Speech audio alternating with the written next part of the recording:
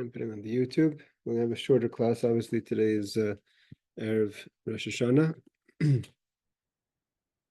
So we're holding in middle of the Schar V'Onish, reward and punishment, and now we're going into the idea of reward and punishment in the world to come. So it says Aschar is number 4, and I think it's in the English it's chapter 22 in the middle. So it says like this, part number 22. Hey Aaron, so we're starting like this. We're in the middle, part 22 in the English. We're talking about reward in the world to come. So he says, Haschar ba'olam haba toil b'shtei sibos. How does it work as far as the reward in the world to come? There's two ideas. So he said like this. Mihem shegmul ha'olam haba ein ha'adam zeiche loi b'koisher ma'asav levad. World to come, Rabbeinu Bechaya says, it's not entirely dependent on your actions. It means he explains like this. It's very well possible. A person is to do good things. It's not a guarantee that that person is going to be worthy to reward in the world to come. And he says, and he's going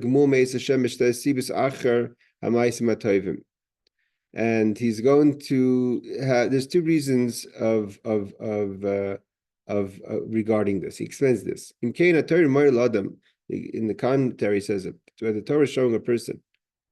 For instance, when the Torah says, "Do this commandment," don't do this, to avoid doing such and such. And he or she has the clarity of the reward. If you're going to do according to what Hashem wants or not.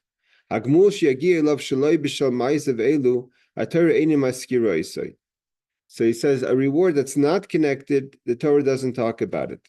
And he means like this.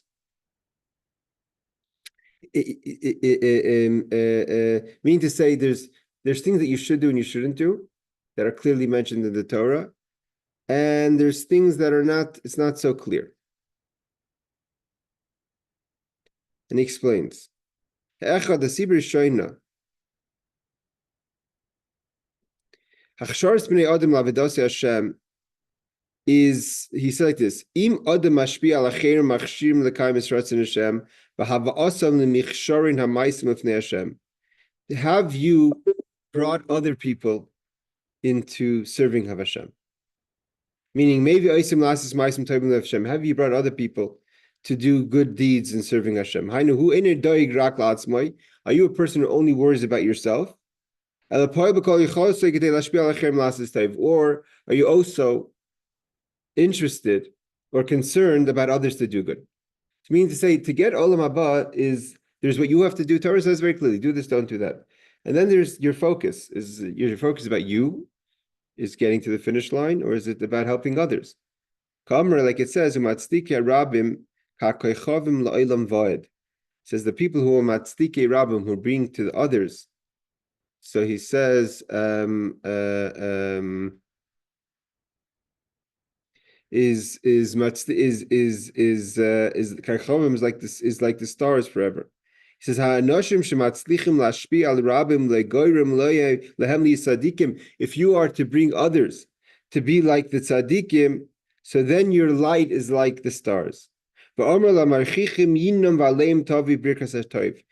it says, the people who are moyach, who admonish others, means guide others, is tavi birchas tov, are going to have a good blessing. And he says, and when it comes to how do we look at the reward for such a person, is he staref that the mishtadel gemul hachsharasai as bnei adam. He says, as chashu roilei hoidois lipoil shehevi lizichli ram machem yistarv legemul koishroi. So he says that the reward you have for helping others is combined to the reward that you have for yourself, for your avoda. And also the reward you have for the pure thoughts of doing the avoda for the right reasons, is also combined. So he's saying like this: the combination of things to help a person get into the world to come is not just clean cut. The Torah has 630 mitzvahs, 248 positive commandments, and 365 negative commandments. And a person can say this is all about how I could perform Torah mitzvahs, but it's also how you're affecting others, and how the affecting others is also going to and how pure is your thoughts, means how connected are you, is also going to affect your reward in the world. So I'm going to read the commentary to explain this idea. He says like this: Havanas divrei Rabbeinu B'chai oimek misafsheres la'or hamovi b'chassidus. To understand the depth of what Rabbeinu B'chaya is trying to say over here. So we're going to go into with the connection of Chassidus. Sha'kesher amiti shel Yehudi mekadosh Baruch Hu. The idea of what's the real connection where a person has to Hashem, which is we're talking about the connection that reveals itself in the world to come, is mivuseses al bito shlei klapi Hashem. Is how much you nullify yourself for Hashem. It's not about how much you project yourself to God. And stop making yourself the center of the issue. As long as you are the center of the issue, you say to God, look, I've done the mitzvahs. Means the world to come looks at it from a much larger vision of the person's avodas Hashem than just black and white, yes or no. As is brought down in the Yom Yom, in the name of the Alter Rebbe. It says, loving your fellow Jew is a vessel to be able to capture the idea of V'haftas Hashem lekechet, love Hashem your God. He says, Ava Hashem amitis, true love of Hashem requires bitul v'yitzias misrachsus ha'ishis v'agustis. Get out of your own self-ego. It's not about you. Adam she'eni misugal lakach k'fi shemayna nagasai v'mishur shebein adam l'chaveri le'yatzlich lagia lem kal mishur shebein ben hamakam. If you can't find proper communication between you and Hashem, you and others, it's also a sign of a disconnect between you and Hashem. If your relationship with others, there's no concern you have with others, it's all about you, is a sign that there's something lacking in your relationship with Hashem. And he goes into we see this in tefillah. That's why before davening we say and also why we're supposed to give tzedakah before davening. So he's saying that the point is, number one is, so when he says that it's not just about the service you have, the actual deeds you do about your portion in the world to come, there's also the incorporated in that is the bittul about yourself, the purity of the why you're serving Hashem, and where do we really see the purity of why you serve Hashem is also because it expresses itself in your love for another person. If it's about you, just only if you come first and you're the center of your avoda, it's a selfish avoda, and the avoda is about you, and therefore it's not really connecting. And therefore, when it comes to the world to come, which is the Olam Emes, the world of truth, means to say there is some rewards that you get that are based on mathematics. Okay, a person says, "I did." You asked me to do. I did. So in those sections, and when it comes to that idea, the person says, "Okay, so you get a reward." But if we're talking about a higher reward, a reward in the world to come, a reward in the place where there's emes, so then Hashem says, "Let's really analyze your avodah. How much was it about you, and how much was it about serving Hashem? Were you just trying to do what's right, or were you trying to do what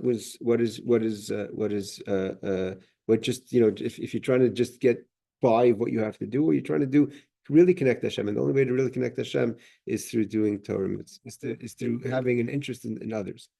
So that's number one. It says number two is Asiba Shnia, and the other thing is Liyais Adam Rai L'Schar El Maba Enet Tluya by Elahi Nedivus V'Toy V'Chesed Meis Hashem. On the other side of the extreme, it's not only about how much you could accomplish. The world to come is such a great response of Hashem that it's a chesed, it's a kindness to God. I mean, the kindness is that when you give someone a reward, when you pay someone for a job, you're not being kind. It's justice. We've said this many times. To pay someone for something that they've done, that's the way, I mean, you made a deal. If someone has to work, if you pay someone $10 an hour and they work for you for 5 hours, you pay them $50. You're not being kind to them. That's what you made up. So but the reward is so great, it's coming from a place that's beyond our efforts. What's called in Chassidus, it's a Jerusa del Tata. It's an awakening it's a Jerusa Leila, an awakening from above that's not being touched by Jerusa del Tata, by our efforts. So therefore, he says, it's a giving, a kindness of Hashem that's beyond our efforts. Like it says, God gives kindness. You pay each person to their as much as they've done and more. He says, the reason is, why do we look at the rewards of the world to come as a chesed, as a kindness, not as a justice? We're deserving of it. Shemaise Adam, which is why is it? Because if we were just looking at the action of man, I feel even if we've done as much as the sand and the earth in this by the sea, it doesn't reach to the level of what Hashem is able to give us. It's much greater than any kind of reward we have in this world. In the world to come, it's much greater, and therefore our avoda is limited to how much it can inspire that. Let's read the commentary. It says, anything a person does in this world, as even if it's very much, you do a lot. It still doesn't compare to what Hashem is giving them. Not even to one kindness that Hashem is going to give us in the world to come.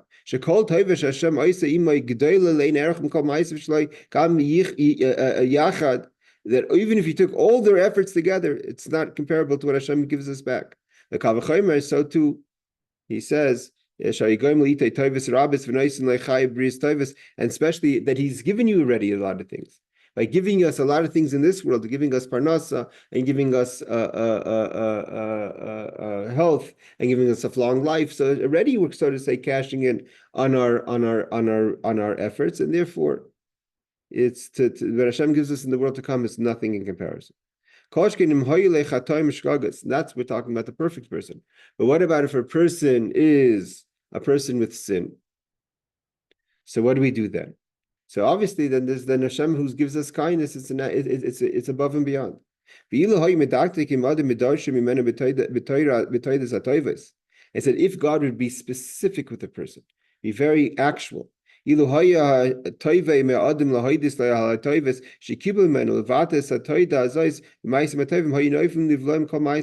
if we had if God would be particular and expect absolute thankness for everything that He's done, we would have nothing left. I mean to say is, again, what Rabbeinu Bachai is saying is that there's rewards in the world to come that are not because of what we've done. That's what he's trying to lead to. It's not because of what we've done, it's because of Hashem's being kind to us. And there's nothing we could really do to touch that level.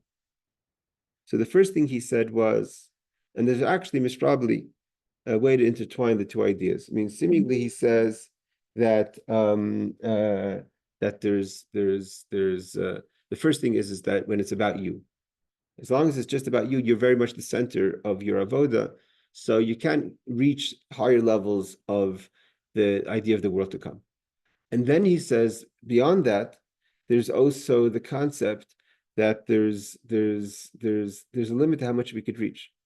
And because our efforts we're finite and God is infinite. And especially if we're not perfect, and especially if God gave us plenty. And if we wanted to actually really thank Hashem, we would see how insignificant our avodah is. And part of the reason is because miserably one is connected to two. When it's about you, so if you're the center of the tension, so then the reward in the world to come is something that's beyond. So your center, your focus on yourself, is creating the limitation.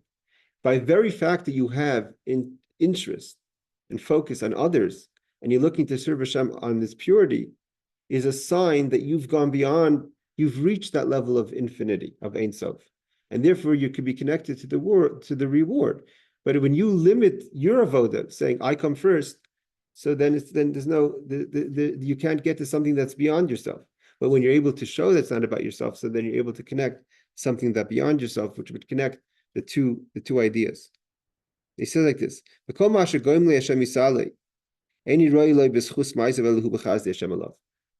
and anything that Hashem gives you is not because you're worthy of it, because it's God's kindness. And he's like he explains, it's all an act of kindness, not because of what you've done. Like we said, Torah, the Torah gives us certain rewards. But the rewards that the Torah that doesn't talk about, the rewards in the world to come, is because it's not about what we're doing. So if we summarize the first part of the fourth idea, is that the reward in the world to come is Hashem is looking way beyond the mathematics of things in the world. When we say in the Torah, we're talking about if you do my mitzvahs, and then God is going to give the certain blessings. That's more on a level of a person doing things for and the reward is such and such. But you want to be connected to the world to come, which is being connected to a more infinite energy of Hashem. So there's no action you could do, and therefore it's not clear about your actions. And specifically, if your actions are about yourself. So you've created limitations, and your limitations is limiting your ability to connect to higher energy. But if you're able to get out of yourself and stop thinking about yourself, so then you're getting into you're limitless, and therefore you're able to connect with the limitless of Hashem. But he says, Aval ha'oinish, when it comes to the punishment for things that you've done wrong, whether it's in this world or in the next world, meaning to say the punishment in this world, the next world. So then punishment is not, so a person see, what the Rabbeinu Bachai is coming to warn for those who possibly have the concern that if you're saying that the world to come, the benefits of the world to come are not about you, so maybe it's the same thing, punishment. Maybe there's punishments that is even beyond my avodah. I mean, even if I didn't do anything wrong, I would get punished. So he says, when it comes to punishment, then it comes from justice and the attribute of judgment. And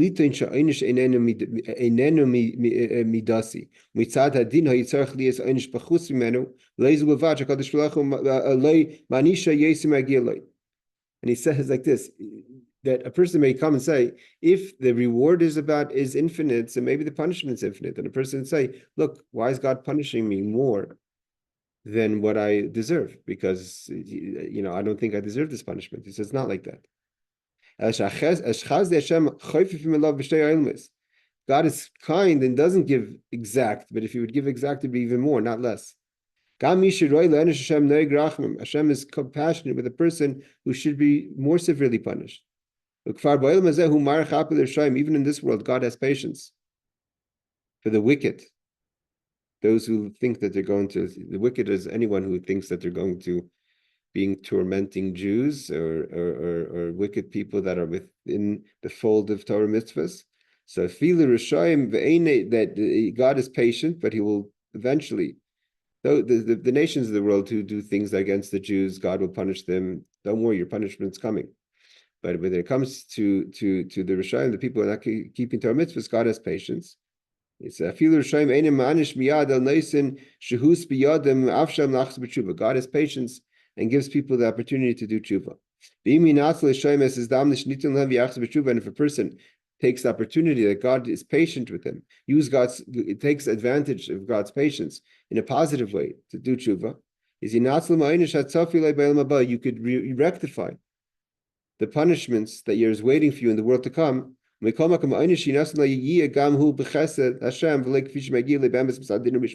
means theoretically, anything you get is surely a judgment.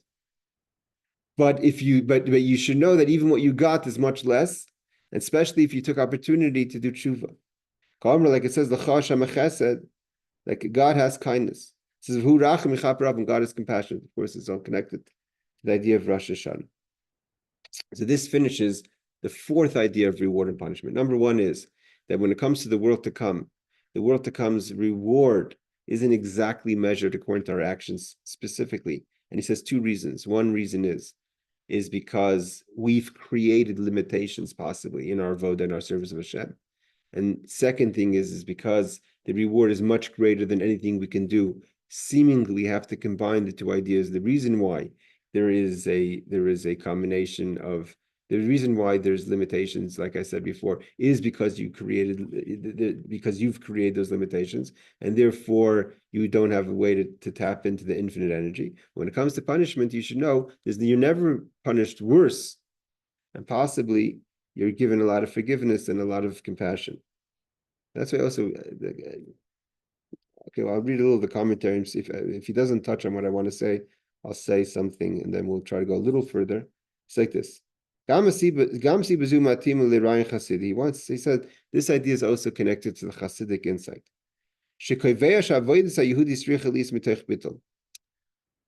When Hasidus talks about that a person must have bittul, self-nullification, it's not just there's a reason, there's a deeper reason here, because anything that you do is finite, is limited. Any yeshus that you have is limited, even if it's on the highest level, the purest way of thought. As long as it's yeshus, yesh means it's me, I exist. So you can't touch into the infinite. So that when you have bittul, then you have no limitations because you don't exist. You're not limiting what Hashem could do for you. Shari echad mi'afani habitulu. What is one of the ideas of bittul? Is, he says, one of the foundations of bittul is that person saying, God doesn't owe me anything. A person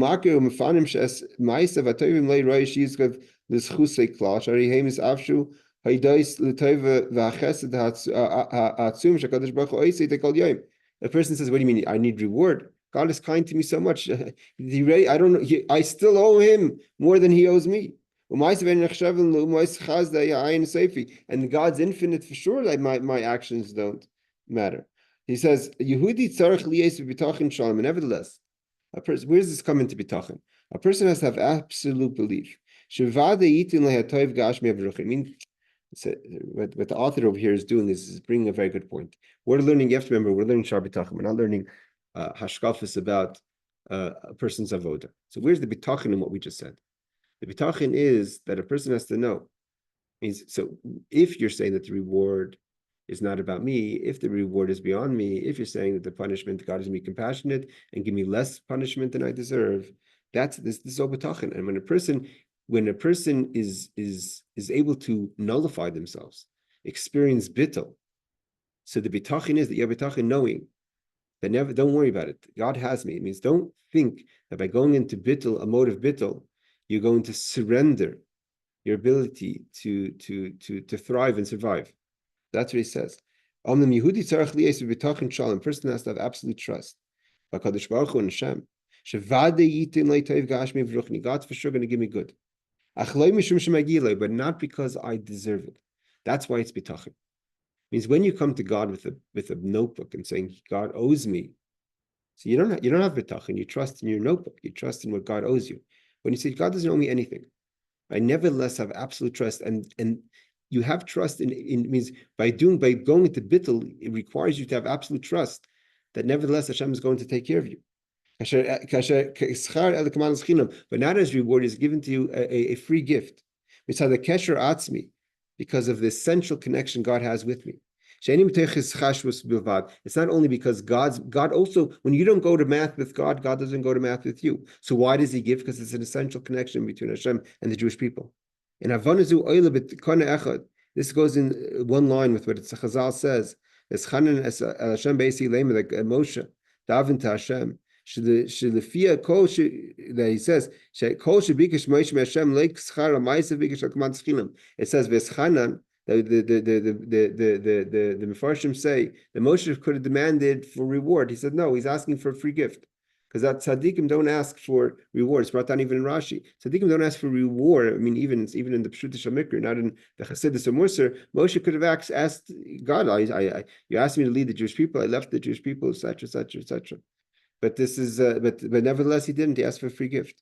Because ilu daiga kadosh baruch hu, v'chishev es ha'magia lanu apidin lo yahayi lanu shum sikui sherafilu shemaim lezakabainov. Like Job said, If we're going to ask for God to give justice, what we deserve, Job says even heaven is not justified. It doesn't have a just case, so to say.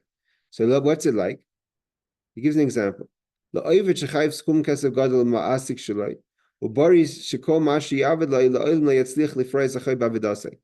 say you have a huge debt to your boss, and everything that you know that no matter what you work, you're never going to pay back what you're owed, what you owe. So he says same thing. Hashem gives us so much, so no matter what you serve him, you're not gonna pay back those debts. So we can't come with a mathematical. So therefore, he finished off v'chein rak kasher adam yetzi me'atzoi u'mismaser luzulasai hu zarchi l'schar b'yom haba. Al derech zeh nidshra ha'akar shlei megi lanu klum mitzad ma'aseinu v'kol ma sheyesh lanu nit lanu haydes l'ches l'Hashem v'nidivosei and seifis. And therefore, the very fact that when you approach a situation, this is, I think, a very important idea. And I think I'm going to open up the questions after this, because the next one starts a new idea. But what he says over here is that that when the very fact that when you have a choice with your time and efforts and focus to apply it to someone else, say one thing, I could either take care of myself, or I could take care of someone else, help someone else. So by taking care of someone else means that is right away in a sign it's not about you. And therefore, but you have bitachon at that same moment. You have bitachon that nevertheless nothing's going to lack. Hashem doesn't take care of you either way, because I'm not serving. It means both of them are good causes, but one is a good cause for me, one is a good cause for the greater cause, and the greater cause is when it includes someone else. And therefore, the bitachon is very strong because you're sacrificing. Seed is so to say, because you're by the very fact that you're spending time with someone else is in a way taking away from what you could collect for yourself. It's like, imagine you're picking up diamonds, right? So you could pick up diamonds and put them in your pocket. Imagine you picked up diamonds and put it in someone else's pocket. Every time you picked up a stone, you put it in someone else's pocket. So there's a tremendous level of trust that what you could have taken for yourself, you're giving to someone else. And that's the connection again between the two things. And when it comes to the oynish, the more you've lived a life that's not about you, you're not the center of the conversation over here. The more the oynish that's at best exact of what you deserve is going to be, sorry, at worst, at the best, exactly what you deserve. It's going to be much better than that, because Hashem, who is compassionate, overlooks our faults and forgives us, is going to be forgiving and is going to forgive this person, even if they're deserving of more punishment for other things that they've done wrong or not been perfect in their avodas Hashem. So if there's any questions, now it's time to ask. We're going to end after that, and if not, I want to wish everyone a ksivach simatova, good ben shiur. And I think like that what we could walk away with. I see Rebecca, if you don't have, or Aaron, any questions, is if what we could walk away with, I think in this sheer is that we're going into the new year and we're making resolutions for the new year, and we have a lot of things that we're going to come to shul with that we may want Hashem to give us, and He should give us, and He will give us. But don't come in with a notebook, and don't come in with things that we could demand. Come in with bittul. Come in l'cha Hashem at tzedek, l'cha Hashem at tzedakah. God gives us in a compassionate way. V'lanu baishas upon Him. We're bashful. We're not demanding. And then everything opens up, and when we make resolutions, we have to make sure that we make achlatas for the new year, resolutions for the new year, to make ourselves a kli, a vessel for God's blessings. And we know what we need. We always should get what we need, and even more than that, 10 times that, 100 times that, 1,000 times that. Make sure that we also have resolutions that include others, to benefit others in their avodas Hashem, not just in ruchnius, but also in gashmius, helping people out if they need help. And that will be Be'ezus Hashem, a vessel for us to get b'toiv anir v'anigla in a revealed good way, a blessing for a good new year. Right? I want to wish everyone Shana Tova. Take care. Can I ask you a question? Go ahead. So it's not about Shaar Habitochon, it's about Rosh Hashanah. So about what you were just saying, would you say that the essence of Rosh Hashanah is almost like being at Hashem's birthday party? Like it's like the avodas to be like Mamlech Hakadosh Baruch Hu, and not really to be like asking for things or you know like asking for what kind of year a person wants to have, but more just like celebrating the kingship of Hashem, and then like over Yom Kippur, that's when you deal with like personal things. No, both. The Rebbe actually has a whole talk about beautiful talk about that, which we see and we learn from the prayer of Chana that we talk about in Rosh Hashanah, that it's actually both. It's both the ability, it's both while we're crowning Hashem, that there's both that Rebbe asks, how do we have such contradictions? We talk about crowning God as king, and then we talk about what we need. And the idea is that the highest points connect to the lowest points. And when you're able to really connect to the idea of Melech Alaris Kulam B'Chodecha, that we're coming to crown Hashem as king, and by definition, a king has subjects. So we're not coming to Hashem and saying in a negotiating way that we need this. What could I do for you? Let's barter something over here.